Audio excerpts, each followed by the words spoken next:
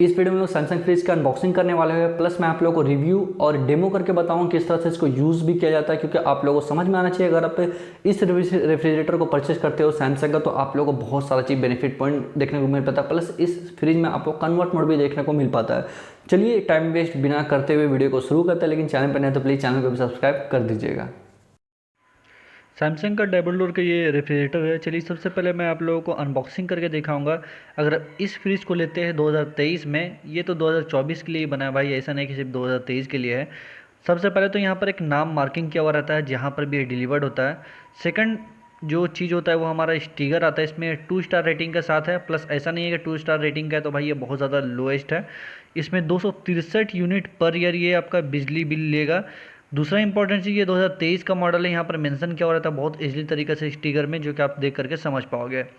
बाकी इस फ्रिज में आपको क्या देखने को मिलता है वो समझने वाला चीज़ है कि सबसे पहले स्टिकर में आपको मॉडल मिलता है, सीरियल मिलता है, क्वांटिटी इस बॉक्स में 1, ये सारा चीज़ यहाँ पर एक स्टिकर में मेंशन किया हो रहता है, जो कि इजीली बेसिक पे आप इसको देख करके समझ पाओगे।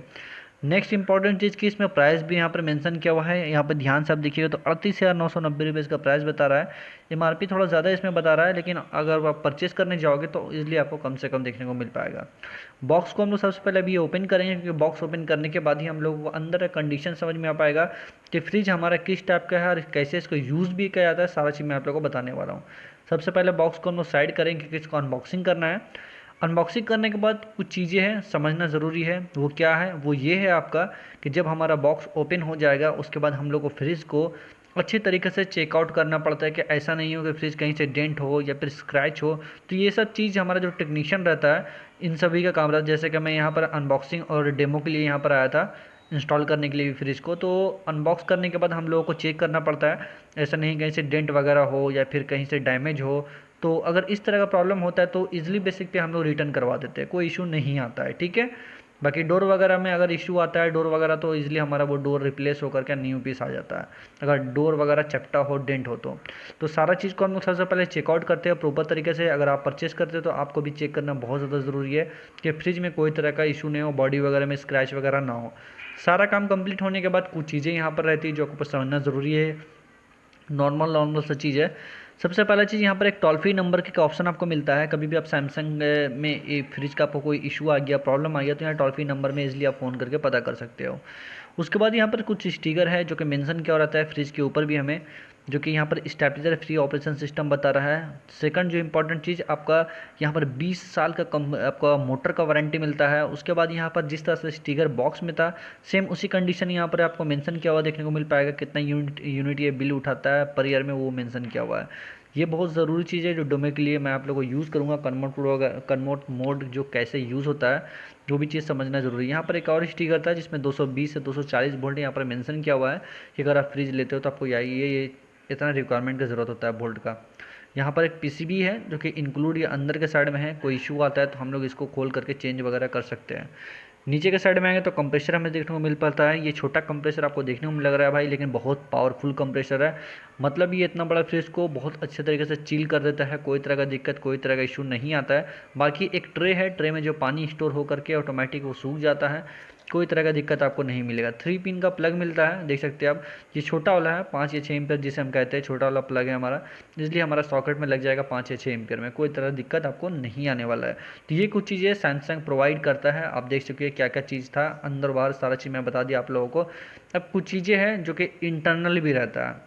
वो क्या है? कन्वर्टेबल फ्रिज आपको यहाँ पर सामने मेंशन किया हुआ रहेगा। और यहाँ पर कुछ छेद आप देख सकते हैं यहाँ पे, यहाँ पर राइट लेफ्ट में सभी जगह से, क्योंकि ये एयर फ्लो निकलने के लिए, जो कि ठंडा हवा आपको जो फैन का मोटर चलेगा वो हवा फेंकने के लिए वो जगह बनाया हुआ है, कि आपको ऊपर में आइस जमाने के लिए। ये तो ऊपर का सिस्टम था। नीचे के साइड में आऊँगा तो नीचे में कुछ इसी प्रकार से छेद वगैरह रहता है, जो कि उसी एरिया से हवा मिलता है हमें और नीचे हमारा कूलिंग आता है। तो यहाँ देख सकते हैं इस प्रकार से यहाँ पे दिया हुआ रहता है, जो कि कूलिंग के लिए होता है। बहुत किसी को आइडिया नहीं रहता है भाई कि ये किस तरह से क्यों दिया हुआ है, तो भाई ये हवा का फ्लो निकलने के लिए है। बाकी ओवरऑल यहाँ पर एक स्टिकर रहता है जो कि मॉडल सीरियल बताता है कि भाई ये मॉडल है, सीरियल है। बाकी स्टिकर वगैरह अच्छे तरीके से मेंशन किया हुआ है, जो कि आप लोगों को इजी हो पाएगी कौन सा मॉडल और कौन सा सीरियल नंबर ये है। बोतल गार्ड वगैरह भी हमें देखने को मिल पाता है। अंडा का ट्रे भी आप देख सकते हैं यहाँ पर बहुत अच्छे तरीके से रखा हुआ है। यहाँ पर बोतल गार्ड है, आप बोतल वगैरह को इजीली रख सकते हो, कोई तरह का इशू आपको नहीं आएगा। इस पर बहुत ही बढ़िया मिलता है हमें सैमसंग का रेफ्रिजरेटर का। दूसरा चीज़ कि यहाँ पर एक बॉक्स है, जिसे हम लोग आइस मेकर बॉक्स भी कहते हैं, क्योंकि इसमें हमारा आइस जमता है। एक यूज़र मैनुअल है, जो कि यूज़र मैनुअल आप लोगों को पता होगा, इसमें डिटेल हमें पता चलता है। एक और यहाँ पेपर है जो कि ये बताता है यहाँ पे किस तरह से हमें फ्रिज को सेट करना होता है, किस तरह से हमें इंस्टॉल करना होता है, ये कुछ डिटेल यहाँ पर मेंशन किया हो रहता है। तो सबसे पहले इस बॉक्स को हम लोग निकालेंगे और बॉक्स को देखेंगे किस तरह से इसको रखा जाता है। इस बॉक्स में मैं आप लोग को बता चुका हूँ, आप चॉकलेट वगैरह भी रख सकते हैं, आइस के लिए भी ये बॉक्स है। तो साइड में जो टेप वगैरह उसको हटाना ज़रूरी है भाई, क्योंकि वो हटेगा तभी थोड़ा देखने में बढ़िया लगेगा। तो इधर का सारा काम कंप्लीट होने के बाद बॉक्स को हम लोग रख चुके हैं ऊपर। अब बॉक्स में आइस जमाने के बाद किस तरह से आइस को निकालना है वो भी समझ लीजिए आप। ऊपर में पानी साइड में ऊपर में आपको डाल देना है, उसको इस तरह से मूव कीजिएगा, आराम से आपका आइस नीचे गिर जाएगा। उसके बाद आइस मेकर से आप निकाल सकते हैं, या फिर अंदर में चॉकलेट वगैरह भी डालना चाहे तो इजीली आप डाल सकते हैं, कोई तरह का इसमें भी दिक्कत नहीं आने वाला है भाई। तो प्लास्टिक को हटा देते हैं हम लोग। तो ये कुछ अंदर और बाहर का कंडीशन था जो आप लोगों को समझना ज़रूरी था, बाकी सारा चीज़ आप समझ चुके हैं। अब नीचे के साइड में यहाँ पर सब्जी रखने वाला ट्रे मिलता है भाई, ये भी काफ़ी कमाल का है। बहुत सारे लोगों को सब्जी वगैरह रखने में इशू आता है, तो भाई एक जगह पर रख दो, कोई तरह का दिक्कत नहीं आता है, ठीक है। यहाँ पर भी कुछ प्लास्टिक वगैरह इसको भी हम लोग हटा देते हैं। तो सैमसंग बहुत सारा चीज़ प्रोवाइड करता है, अगर आप सैमसंग फ्रिज को लेते हो तो बहुत सारा चीज़ आपको देखने को मिल पाता है। आप देख सकते हो क्या क्या चीज़ आपको देखने को मिल पाया है एक फ्रिज में ही।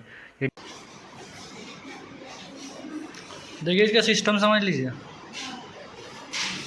देखिए ये जो बटन है ना आपका यहाँ पे पहला वाला, ये आपका माइनस का सिस्टम है, ठीक है। ऊपर के साइड में अगर आपको कूलिंग चाहिए इस तरफ में, तो इसको आप जितना ज़्यादा प्लस कीजिएगा ना उतना ज़्यादा ऊपर कूलिंग करेगा।